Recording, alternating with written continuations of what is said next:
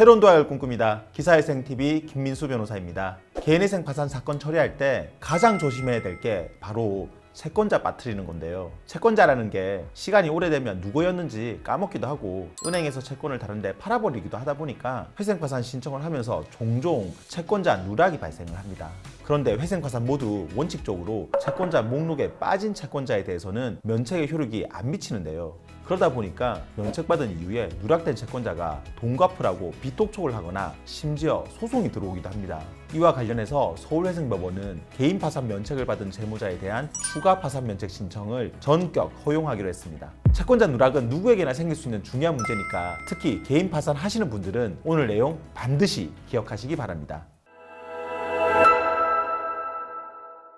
채무자회생법에는 채무자가 악의로 채권자 목록에 기재하지 아니한 청구권은 면책이 안 된다고 되어 있어요. 쉽게 말해서 채무자가 빚이 있는 거 알면서도 일부러 채권자 목록에 안 넣으면 그 채권에 대해서는 면책이 안 된다는 거예요. 보통 이렇게 파산 채권자 목록에서 빠진 채권자는 나중에 채무자를 상대로 자기는 비면책 채권이니까 돈 갚으라고 민사소송을 걸거나 압류나 경매 같은 강제 집행을 해버리는데요. 이렇게 되면은 채무자도 이제 면책 확인해소 또는 청구 이해소 같은 걸로 다투게 됩니다. 근데 여기에서 악의로 기재하지 않았다 라고 했을 때 이 악의의 의미가 우리가 일반적으로 생각하는 그것과는 조금 다릅니다. 법원에서는 이 악의를 생각보다 훨씬 넓게 인정하고 있어요. 좀 더 구체적으로 설명을 드리면 특정 채권자한테 내가 파산한다는 사실을 알리지 않으려고 일부러 그 채권자만 빼고 파산 신청을 한 경우만을 이 악의로 보는 게 아니라 빚이 있는 걸 알거나 알 수 있었으면서도 실수로 빼먹고 채권자 목록에 안 넣은 경우도 악의로 보고 그런 경우에서도 면책 효력이 안 미친다고 보는 겁니다. 악의로 채권자 목록에 안 넣은 채권자에 대해서는 면책을 안 해준다는 그 법의 취지가 특정 채권자를 고의로 누락을 시켜가지고 그 채권자가 파산 절차에 참가하지 못하게 만들어서 채무자가 이렇게 파산 제도를 악용하는 걸 막기 위한 거거든요. 그런데 실무에서 보면 그런 악의를 가지고 이 제도를 악용하는 분은 거의 없고 실수로 채권자를 빠뜨리는 경우가 대부분입니다. 독촉 통지서를 받았는데도 오래돼가지고 까먹고 채권자를 안 넣거나 아니면은 채권자 명칭이 헷갈려가지고 잘못 기재하거나 또는 누가 채권자인지를 특정을 잘못해서 누락되는 경우가 대부분이에요. 지금까지는 누락된 채권을 면책 이후에 뒤늦게 발견하고 새로 이제 파산 신청을 하게 되면은 법원에서는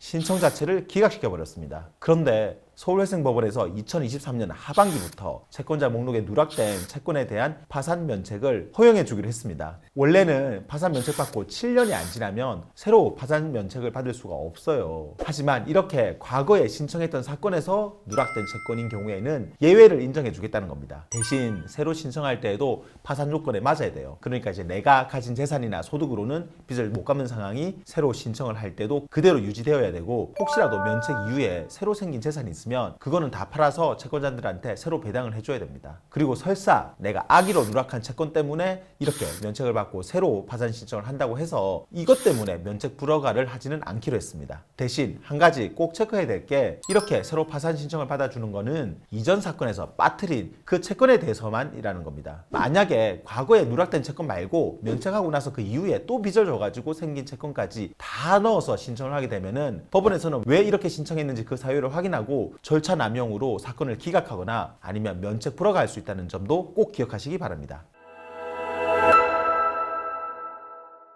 현재는 서울회생법원에서 이 제도를 시행하고 있는데 오늘 말씀드린 채권자 누락은 전국의 모든 법원에서 공통적으로 생기는 문제거든요. 그래서 아마 앞으로는 점차 다른 법원에서도 이런 실무 방식이 확대될 것으로 보입니다. 파산 신청을 하고 면책을 받았는데 혹시라도 나중에 누락된 채권자가 나를 상대로 비톡촉을 하거나 또는 소송 거는 일이 생긴다면 오늘 말씀드린 이 내용 꼭 기억하셔서 모든 빚에서 다 벗어나시기를 바랍니다. 오늘 영상 도움되었다면 구독과 좋아요 그리고 알림 설정 부탁드리고요. 추가로 궁금한 점 있으면 아래 댓글이나 저희 법무법인 김앤파트너스로 전화 주시면 친절히 답변 드리겠습니다. 다음에도 더 좋은 주제로 찾아뵙겠습니다. 감사합니다.